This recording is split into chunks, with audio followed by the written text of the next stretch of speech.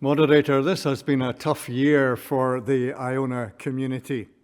A process of restructuring which had already been embarked on was profoundly affected by the COVID-19 pandemic, as was the redevelopment and reopening of the living quarters in Iona Abbey.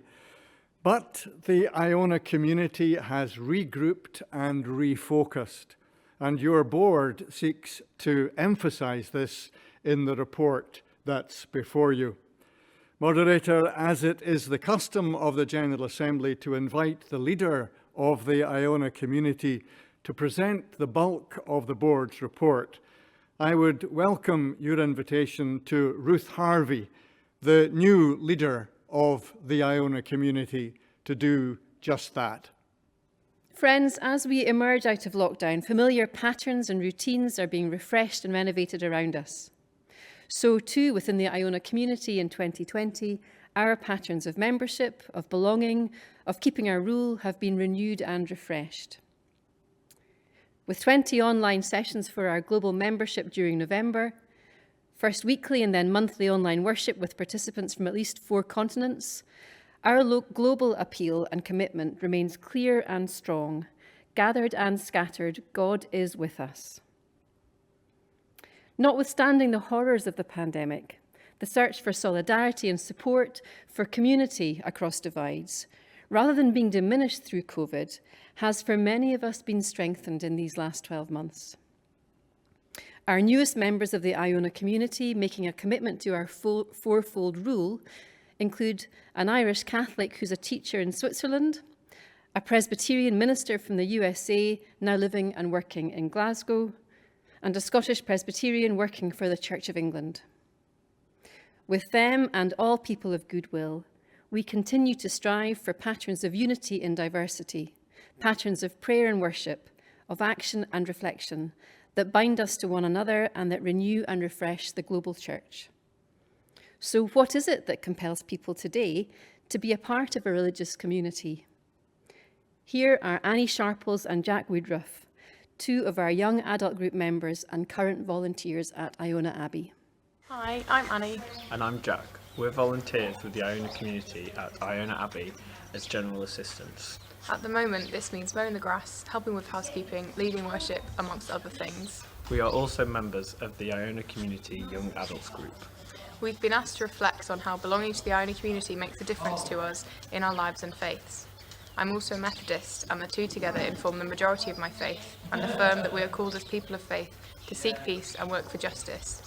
Volunteering here now makes me reaffirm this commitment through the common life and our worship, and hearing other people saying the same thing next to me gives me hope in the community of God. For me, the Iona community brings together peace, justice, love and faith in all kinds of ways, and that helps me so much in my life and in my understanding of my faith. And for me, my life and faith has been changed by the Iona community because it has allowed me to meet others of different generations who care about justice, peace and inclusivity as well. Through volunteering on Iona, I've discovered new ways to put my faith into action. 2021 is the year that we, with the rest of the world, celebrate 1500 years since the birth of Columcille, or St Columba as we now know him, the would-be politician, penitent and pilgrim, to quote the title of Ian Bradley's superbly refreshed biography. In just under 2 weeks, however, we'll be celebrating another great milestone.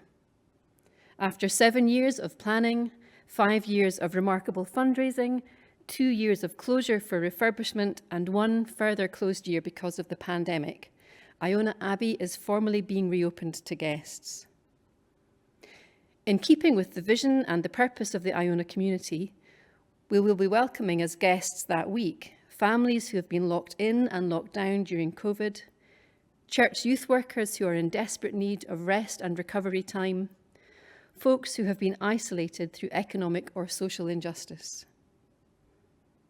In sharing in community with our guests, worshipping together, renewing our commitment to the work of the gospel of justice and peace, we will be continuing to witness to the belief that the radical inclusive community we seek must be embodied in the community we practice.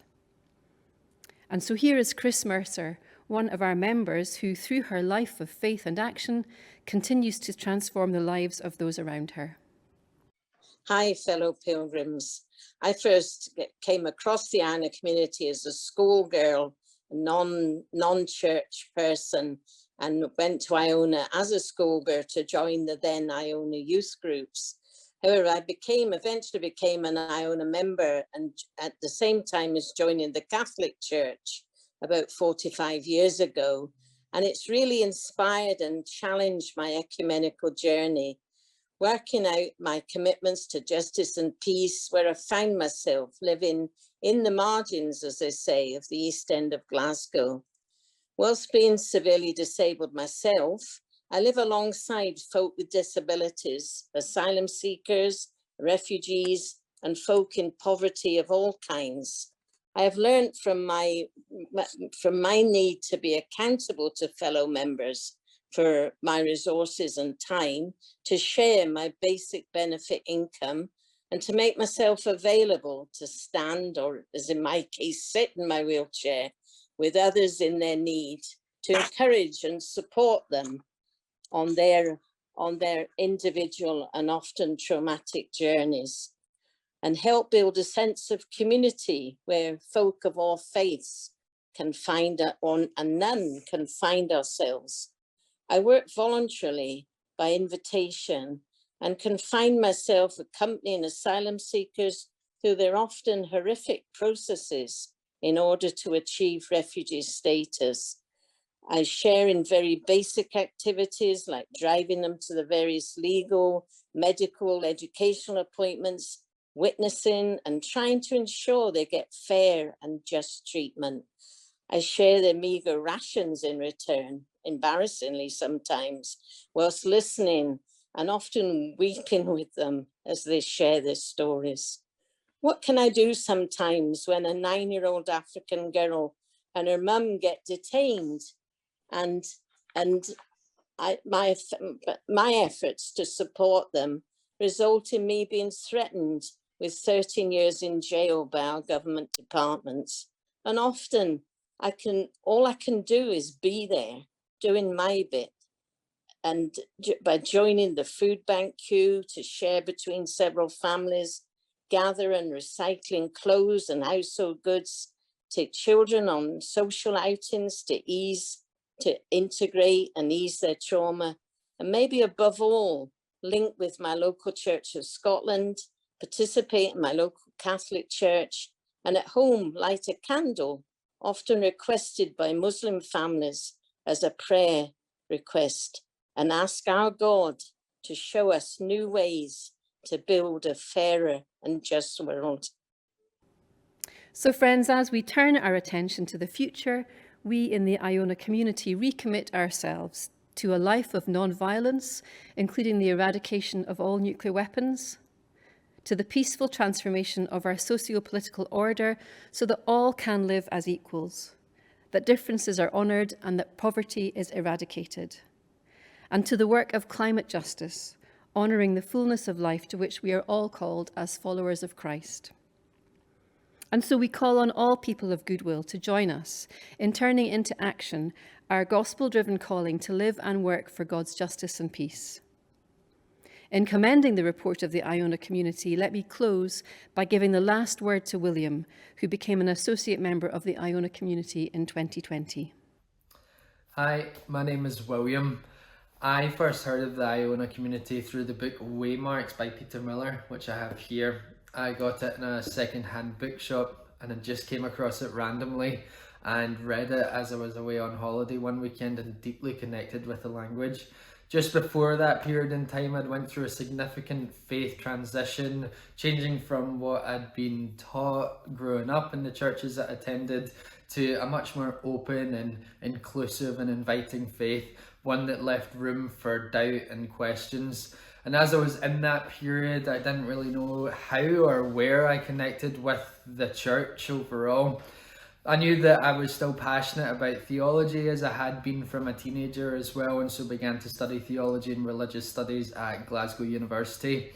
From there, I heard of a meeting with Ruth from the Iona community, and decided to go along to hear about the connection between the university and the community. And as soon as I heard it, it just felt like a place where I could belong, where I could connect to, especially with the values that they have, their commitment to justice and to faith in action.